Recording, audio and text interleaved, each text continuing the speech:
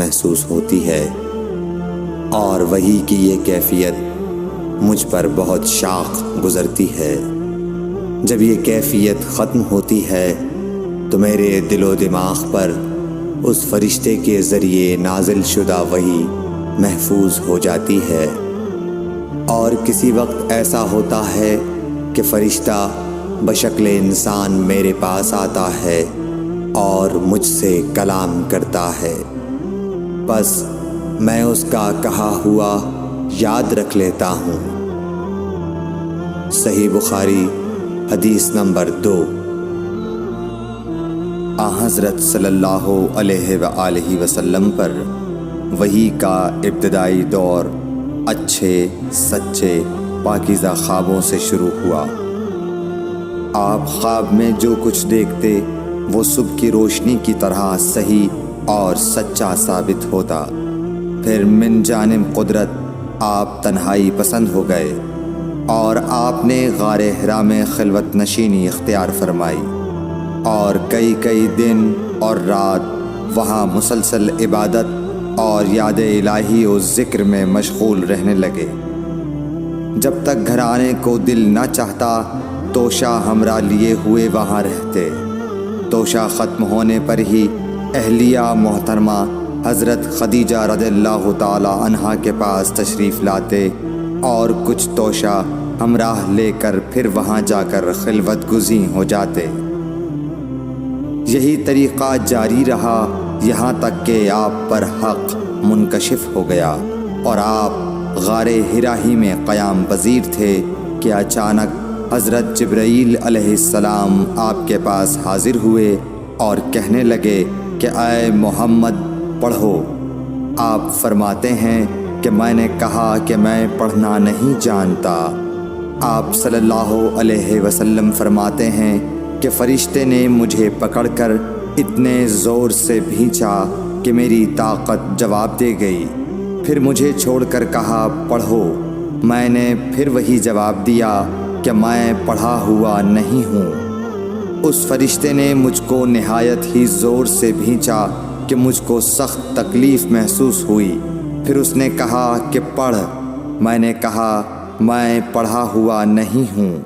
فرشتے نے تیسری بار مجھ کو پکڑا اور تیسری مرتبہ پھر مجھ کو بھینچا، پھر مجھے چھوڑ دیا اور کہنے لگا کہ پڑھو اپنے رب کے نام کی مدد سے جس نے پیدا کیا اور انسان کو خون کی پھٹکی سے بنایا۔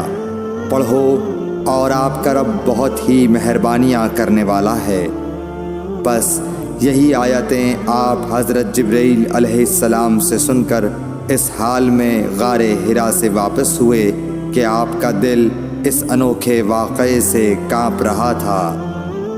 آپ حضرت خدیجہ کے ہاں تشریف لائے اور فرمایا کہ مجھے کمبل اوڑھا دو، مجھے کمبل اوڑھا دو۔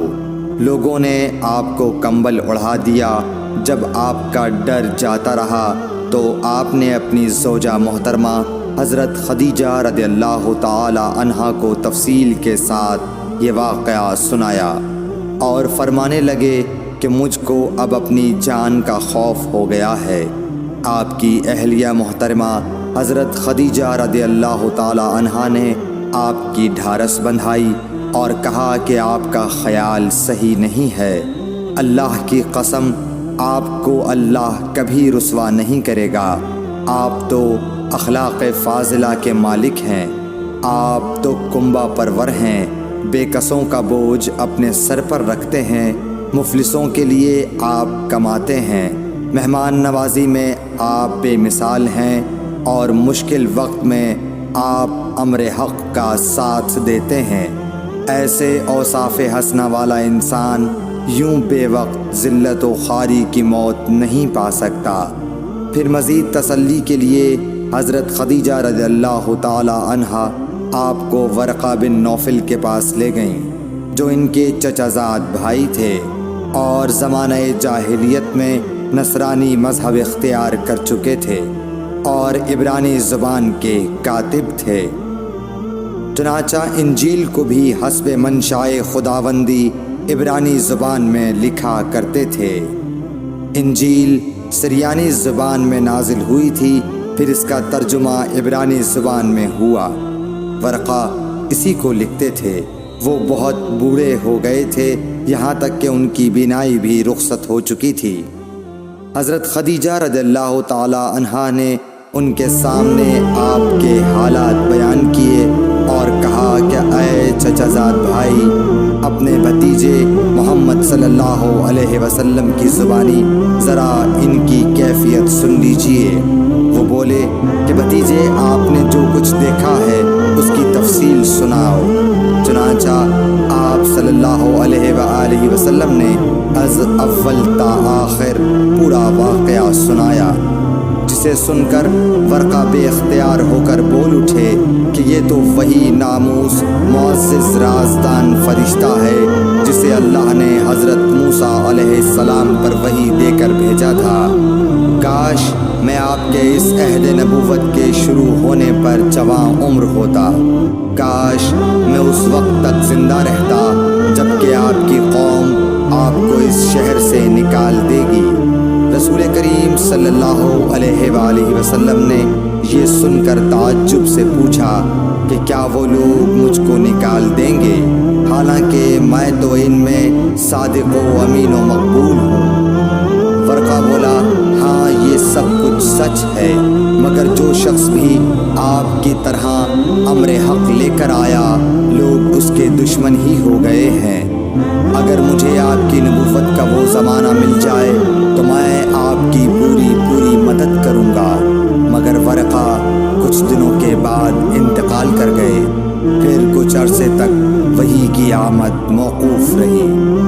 صحیح بخاری حدیث نمبر 3۔